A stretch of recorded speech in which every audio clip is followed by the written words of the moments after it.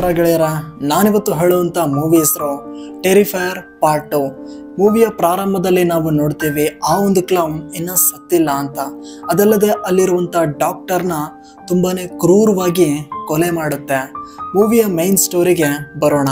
ಕಥೆನ ಸ್ವಲ್ಪ ಸಣ್ಣದಾಗಿ ಹೇಳ್ತೇನೆ, ಕೇಳಿ.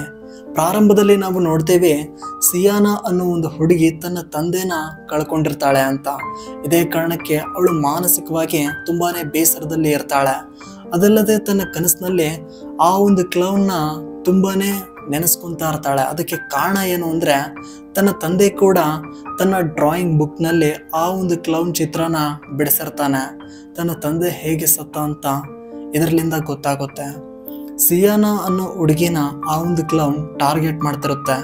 ಅದಲ್ಲದೆ ಅವಳನ್ನ ಫಾಲೋ ಮಾಡೋದು, ಅವಳ ಅಕ್ಕಪಕ್ಕದಲ್ಲಿರೋರ್ನ ತುಂಬಾನೇ ಟಾರ್ಚರ್ ಕೊಟ್ಟು ಕ್ರೂರವಾಗಿ ಕೊಲೆ ಮಾಡೋದು, ಈ ಒಂದು ಕಾಟಗಳನ್ನ ಆ ಒಂದು ಕ್ಲೌನ್ ಮಾಡ್ತಿರುತ್ತೆ. ಅದಲ್ಲದೆ ಭಯಾನಕವಾದ ಚಿತ್ರಗಳನ್ನ ಈ ಒಂದು ಮೂವಿಲಿ ನೀವು ನೋಡ್ಬೋದು.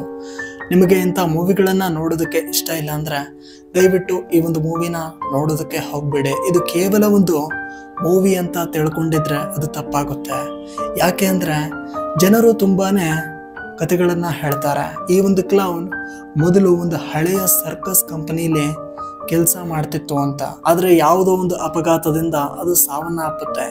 ಅದಾದ ನಂತರ ಆ ಒಂದು ಕ್ಲೌನ್ ಈ ರೀತಿ ದಿ ಆರ್ಟ್ ಕ್ಲೌನ್ ಅಂತ ಬದಲಾಗುತ್ತೆ. ಅದಾದ್ಮೇಲೆ ನಿಮ್ಗೆ ಗೊತ್ತಿದೆ ಆ ಒಂದು ಕ್ಲೌನ್ ಯಾವ್ಯಾವ ರೀತಿ ಕೆಲಸ ಮಾಡುತ್ತೆ ಅಂತ. ನೋಡೋದಕ್ಕೆ ತುಂಬಾನೇ ತಮಾಷೆ ಅನ್ನಿಸ್ಬೋದು, ಆದ್ರೆ ಅದರ ಮುಖ ಮತ್ತು ಅದರ ನಗು, ಅದ್ರ ಮಾಡೋ ಕೆಲ್ಸಗಳನ್ನ ನೋಡಿದ್ರೆ ಸ್ವಲ್ಪ ಭಯ ಆಗುತ್ತೆ. ಬೀಜ ಬಾಯಿಗೆ ಬರೋಷ್ಟು ಭಯ ಆಗುತ್ತೆ.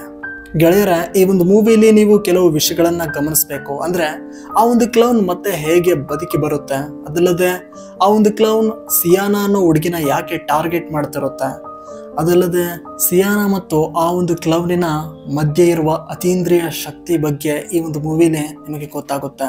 ಮೂವಿ ಮಾತ್ರ ತುಂಬಾನೇ ಭಯಾನಕವಾಗಿದೆ. ನಿಮಗಂತೂ ಇಷ್ಟ ಆಗುತ್ತೆ, ಬಟ್ ಸ್ಲ್ಯಾಶರ್ ಸೀನ್ಸ್ಗಳು ತುಂಬಾನೇ ಇದೆ.